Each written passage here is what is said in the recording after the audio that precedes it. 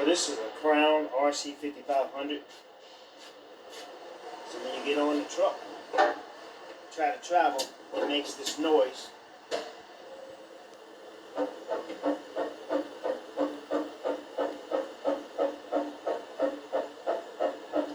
you go backwards.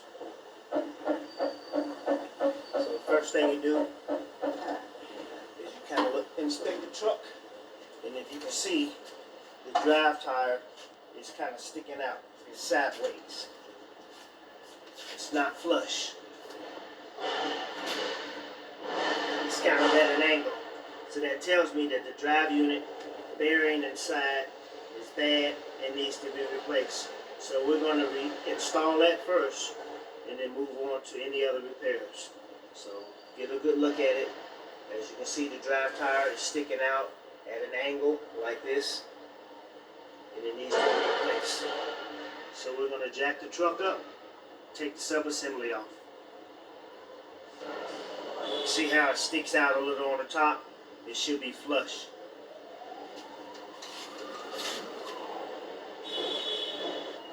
And the latest event codes was showing 758. You scroll down, 758, 758, 314. So what we do now is cut the key off and disconnect the battery.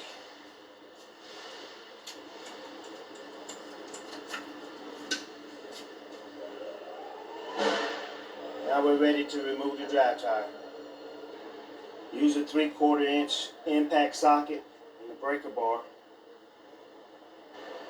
and break the lugs.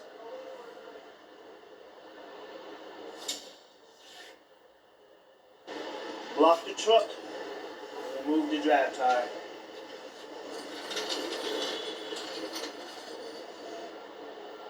And as I block the truck up or raise it off the ground, watch the tire move. See the tire move? Also, you can wiggle it. See that?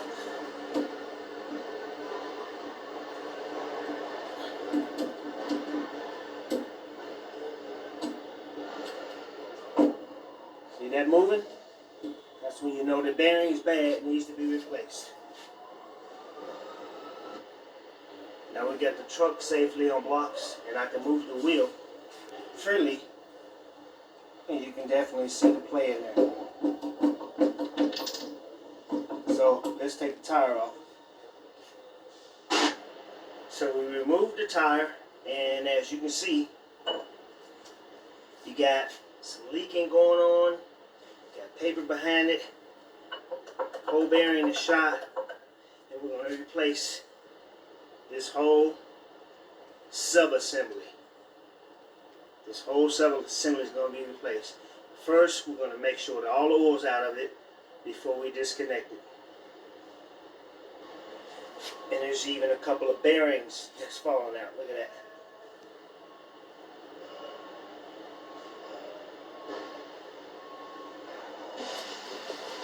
So in this case, if you look closely, the drain plug is damaged, and I won't be able to get a star socket in there.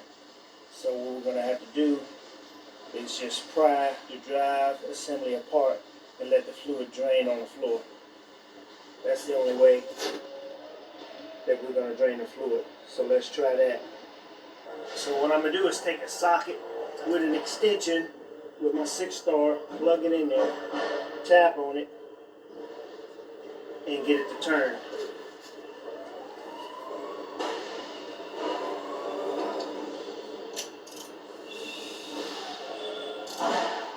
So we should be able to get it to drain. There we go. Let's take the impact off.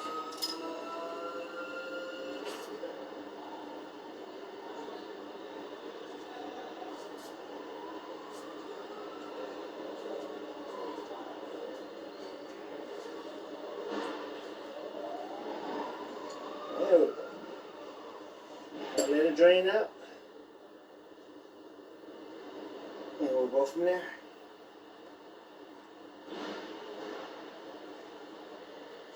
This is the damaged drain plug with one bearing. Now we're going to start to take out the 8 Allen wrench bolts.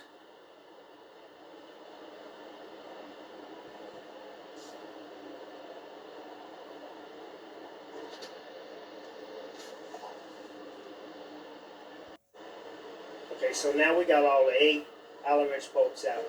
You can see at the end of the subassembly, see the white film, the residue? Got some on each of these threads. What that tells me is someone installed this and they used Loctite, the red stuff. It might come in a kit like this. I highly recommend not using Loctite to tighten these bolts down because it makes it extremely difficult getting that loose. But that's what that film shows me. If someone used Loctite, maybe not on all of them, but on enough, then it makes it extremely difficult to get the bolts out. So now we're going to do is just take a pry bar and just tap the subassembly out and let it fall on the floor. A lot of times you can take a pry bar, but in this case we'll just use a jack. Push your jack up under there like this. Give it a little lift and it should come loose.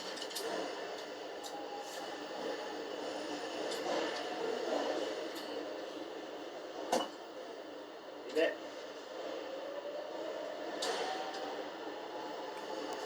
Right down on it. And do it again. And just keep until it comes loose. Now some of these drive units will have a knife Allen wrench bolt and it's located in the back, so sometimes you have to remove it. That's kind of like a starter bolt to help keep the drive unit in place. So let's go ahead and remove that. Now as you see, it's been twisted a little bit, so we'll just go ahead and pull it out.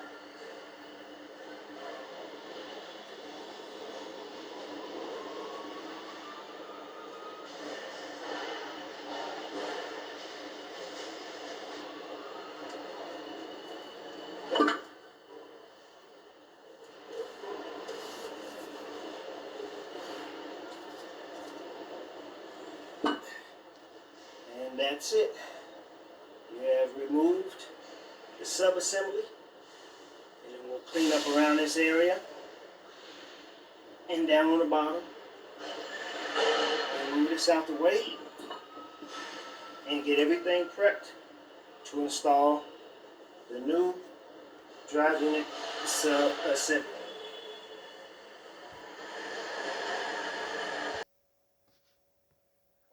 So we have the new drive unit, put the date on there, put some of the Loctite seal around there. You make it yourself. And we'll go ahead and install the drive unit. Also, you can put some sealer on this end, just a little bit. And we'll mount it up.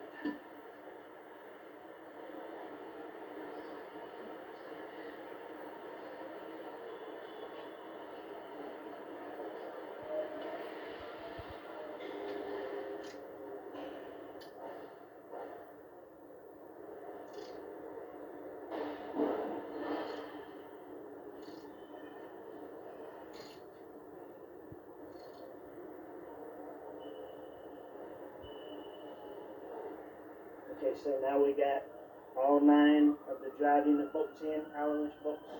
And we're going to start to install the side glass.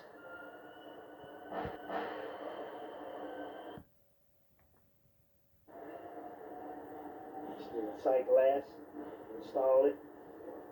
And you can use a 3/4 inch impact socket.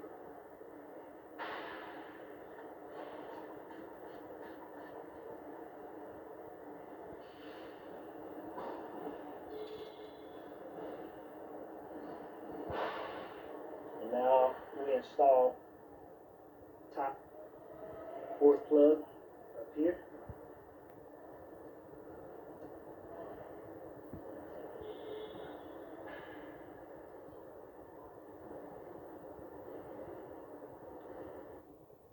And again, it doesn't have to be that tight.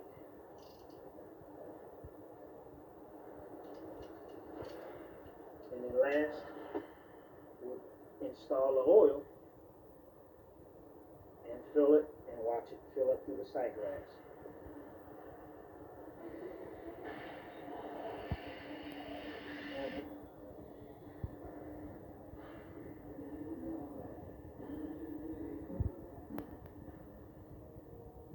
So the sight glass is level. It's showing it's got enough fuel in there. And then we'll install the drive tire and wrap it up.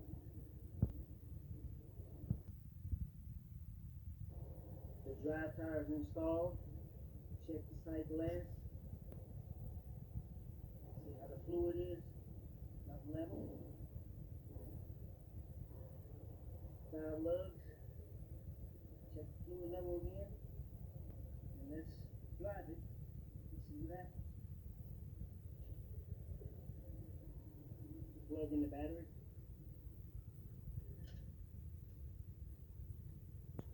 And cut it on.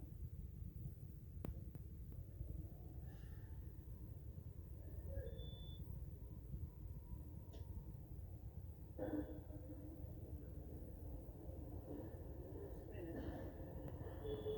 Go backwards.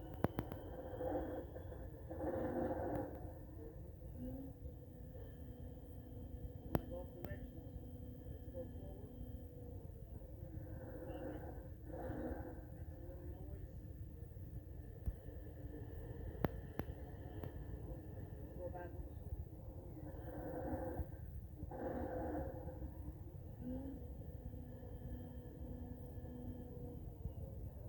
That's it.